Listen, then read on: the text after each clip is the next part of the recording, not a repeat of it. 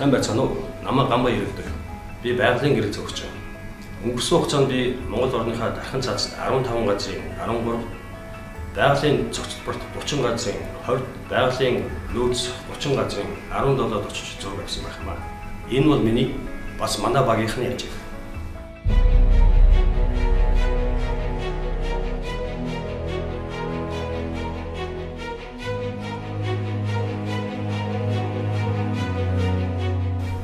Зөвхөн өнгөрсөн 1 жилийн хугацаанд гэтэл манай багийнхан 37,000 км аялж 58 зүйлийн хүүхдэн амьтан 117 зүйлийн жигүүртэн шууд 5 зүйлийн хэвлэр явууч 4 зүйлийн загас 2 зүйлийн 2 нутагтаа авсан байна.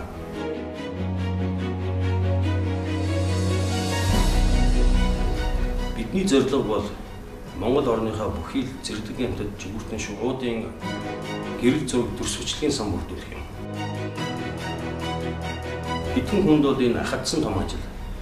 Гэхдээ энэ нэг нь хийх л ёстой ажил. Газар нутгийн хэмжээгээр дэлхийд 19 дурдаг Монгол улс нийт нутаг дэвсгэрийнхаа 20 шахам хувийг тусгай хамгаалалт авсан байдаг. Бидний манай багийнхны авсан зэрлэг амьтад жигүүртэн шууд байгалийн үзэсгэлэн тогтц хөрмөж үзэгдлүүдийн гэрэл зураг төрсвчлэгийн ихэнх нь тусгай хамгаалалттай газар нутгууд авагдсан байдаг.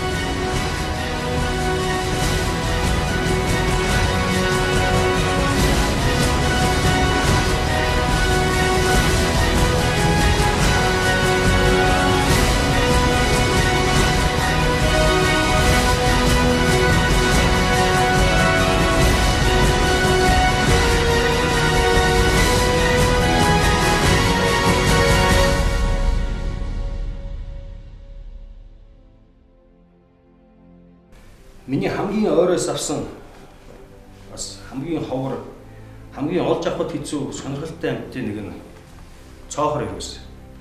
Цоохор ирвэс бол маш ховор амьтан. Дэлхийд 3500, Монгол оронд 900 хүрэхтэй үгүйтэй үлдсэн гэдэг судлаачдын тоо баримт байдаг. Энэ цоохор ирвэсийн зургийг бид Өмнөгов аймгийн 3 төс сумын нутаг Тосдын нуранд авсан юм. Цоохор ирвэс бид хоёрын хооронд ердөө 10 км-ийн зайтай байсан баг. Тосдын нуруу тиймч том газар нутаг биш. Гэхдээ Тосдын нуруу 22-оос 25 ирвэс бий гэдэг. Энэ нь юу гэсэн үг вэ гэхээр манай гариг дээр ирвэсийн хамгийн нэгтэршилтэй нутаг гэсэн үг. Ирвэсийн гол эдштэй жил нь Янгир юм аа. Тосдын нуруу нь 1000 орчим янгир байдаг. Тийм ч учраас Тосдын нурууг 2010 он орон нутгийн тусгай хамгаалалт авсан байдаг. Одоо би та бүхэнд өөр нэг зураг үзүүлье. Энэ бол гэрэл зураг биш. Энэ бол газрын зураг. Ирвэсийн хамгийн их нэгтэршилтэй газар нутагт ууд уурхаан 22 лиценз олгогдоод байна. 22 ирвэс 22 лиценз.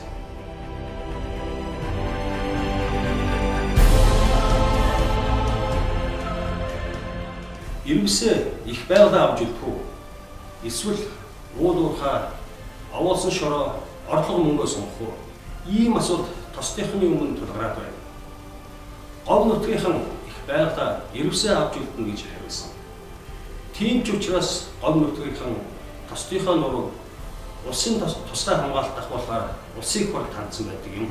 Одоогоор хариу өгөөгүй, шийдвэр гараагүй л байна.